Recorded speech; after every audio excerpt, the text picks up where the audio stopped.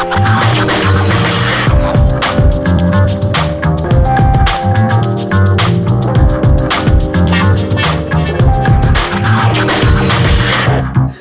we're here today with Alex Hegenbarth of Britain Stronger in Europe.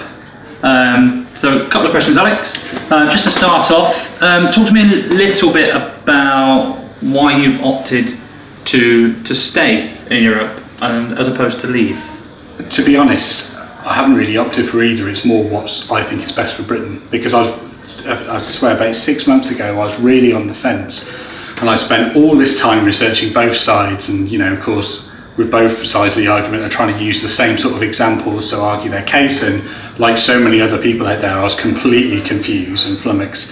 But then I just sat down and thought, what is actually going to be best for Britain and for my children in the future? And I just evaluated all the evidence, and I knew that staying in Europe was going to be best for everyone. Otherwise, if it was the other way around, I'd be campaigning to leave. But this is something after a lot of research that I know is going to be best. So Alex, from a personal point of view, what do you think the changes have been in Britain since joining the EU, obviously in your lifetime? Yeah, sure.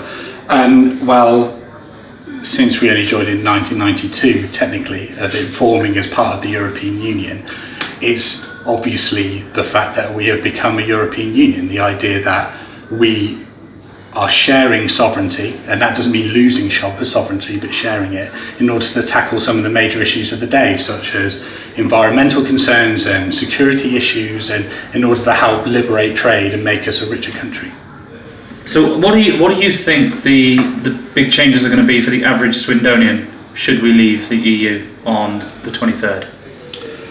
Well, in terms of more immediate effect, it's going to have a massive impact on the financial markets, and while that might sound a very big and grandiose thing and only something that the City of London should worry about, that's going to start having an impact on the economy and whether companies invest and take on more people, whether they think about scaling back on employment.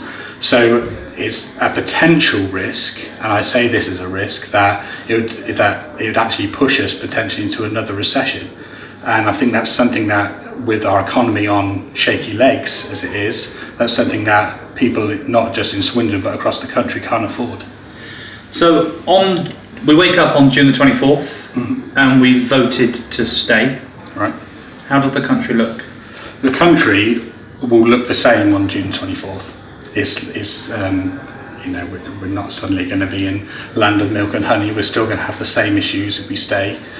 But it's the fact that we can then tackle those issues together with other nations, such as we can tackle things like the migrant crisis together, we can tackle things such as the security threats that are facing Europe. And I feel that if we did leave, then we would be more isolated, and therefore we'd have to try and manage those issues by ourselves.